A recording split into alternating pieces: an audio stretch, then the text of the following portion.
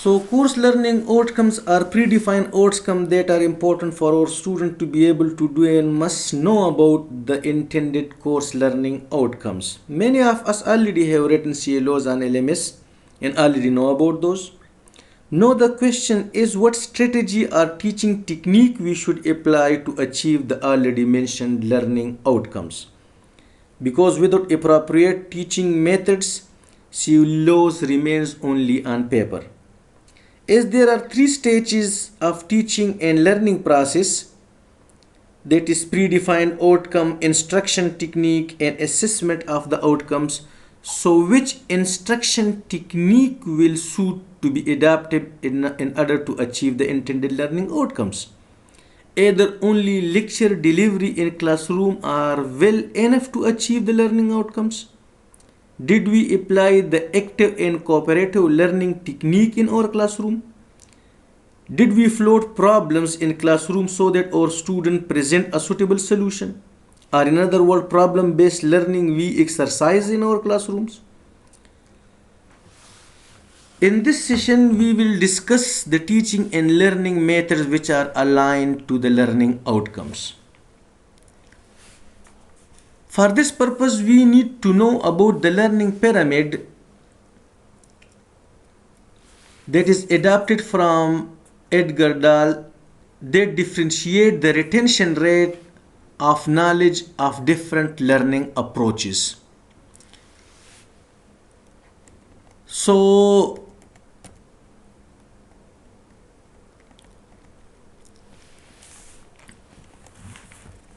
these are the different activities. Okay, so in this learning pyramid, if we observe, so the 10% knowledge will retain of what we read, 20% of what we hear, 30% of what we see, 50% of what we see and hear,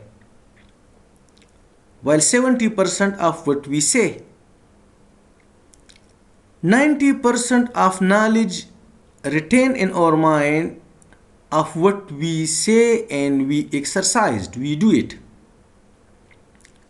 So participation in a discussion and giving a talks is just what we want to say or what we say. But doing it, presenting it, writing it, exercising it, all these things what we say as well as what we need to do. So this type of knowledge, 90% of knowledge will retain in our mind in this case. The retention rule says that I do and I understand, because what I see I will forget, what I hear I recall, but what I will do I will understand it. And this has been long stated by a Chinese Confucius. The attention span graph specifies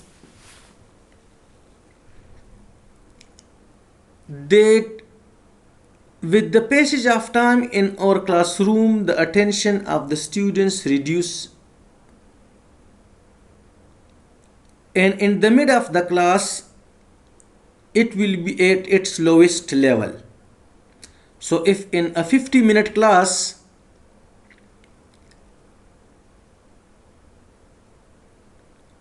the students' attention rate will reduce in the middle of the lecture, and then at the end, in the beginning it will be on peak, as well as at the end also the student attention will increase, but it will decrease and drop down dramatically at the middle of the lecture. Therefore, instead of dumping the knowledge continuously within 50-minute lecture on the students, why not to divide our lecture into small chunks of 20 minutes? And at the end of each session of 20 minutes lecture, we should involve the student in the question answer session. So research and experimental study shows that if we divide our lecture into small chunks, there will be a gap of 50% retention rate. The knowledge will retain 50% more as compared to the continuous lecture of 50 minutes.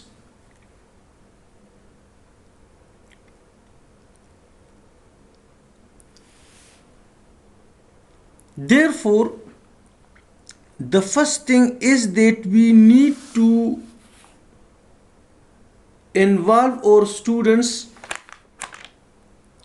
in the question answer session after some time during our lecture delivery.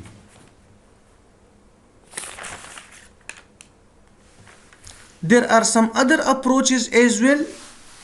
First of all, we need to know about our students, that either our student is introvert or extrovert.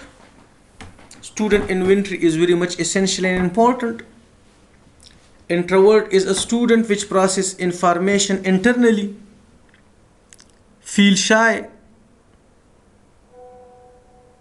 always like to study in isolation, always like to appear written type of exam, while the extrovert is more energetic students who will process information externally, always like to sit in the front row in the classroom,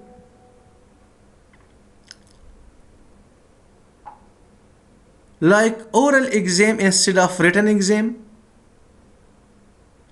feel more comfortable in group discussions.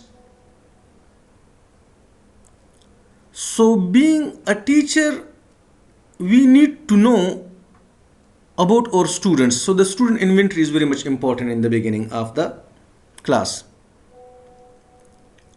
Then accordingly we can manage our class.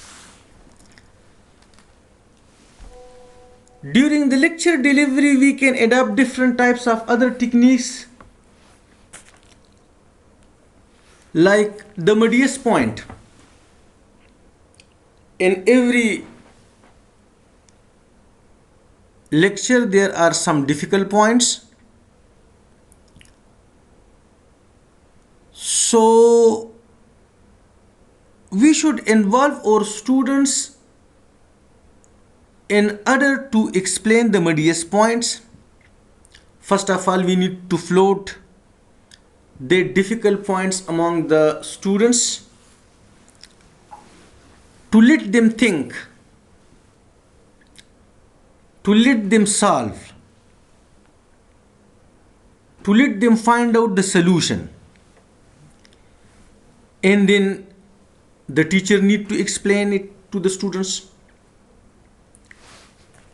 There may also be a 1-minute paper.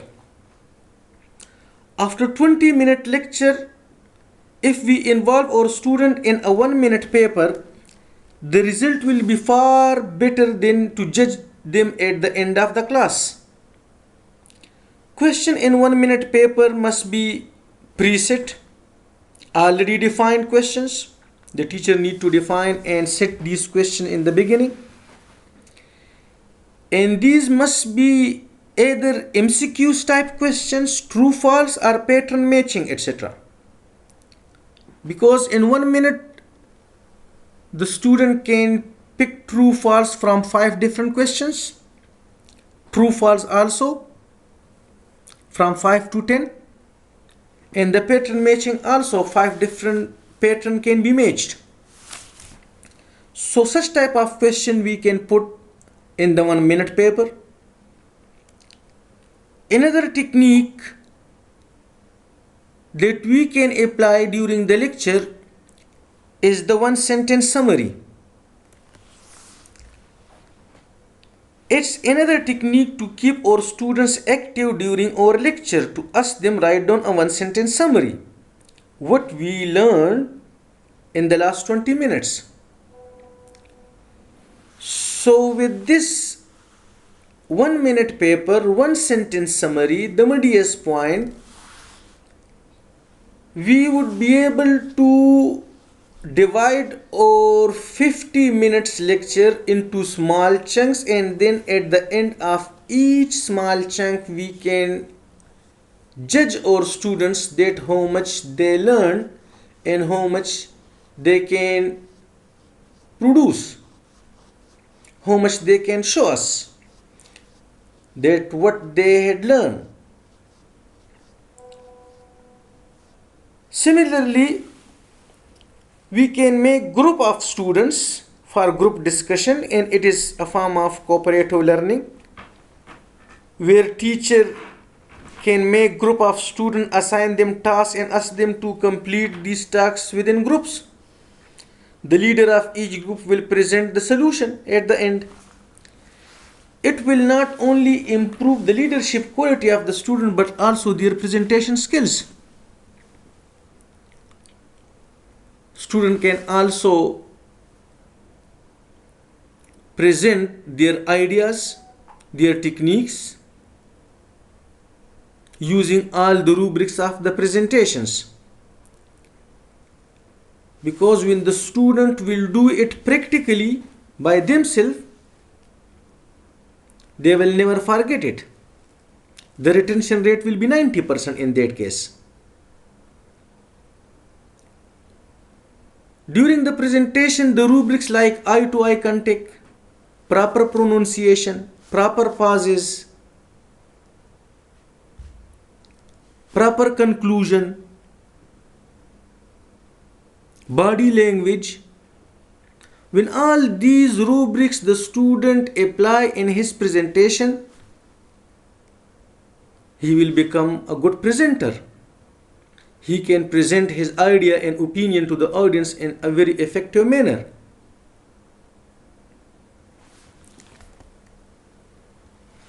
Another important point that we need not to forget during our instruction technique is to give feedback to the students of their mistakes. If the student commit a mistake and he don't know about his mistake, he will repeat it again and again. Cutting marks from the student in their quizzes, in their paper, in their assignment is not a solution until and unless we will give feedback to the students. We need to make the student aware that what mistake they committed. Why I cut 1 or 2 number from him in his quiz or an assignment.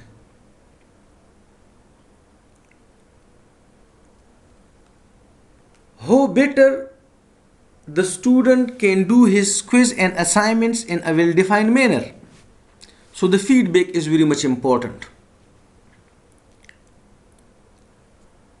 And at the end, we need to take the reflections of the students as well.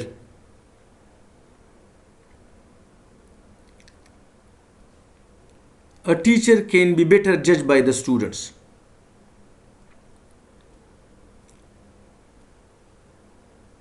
The student knows better that what changes need to come in the lecture delivery style so that they can learn effectively and ultimately the outcome of the specific topic will achieved.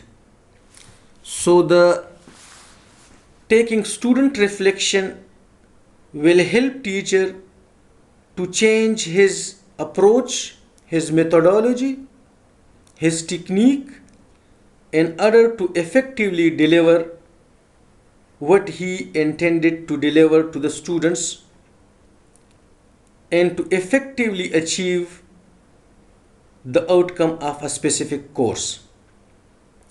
Thank you very much. Now, if you have any query or question, you may ask, please.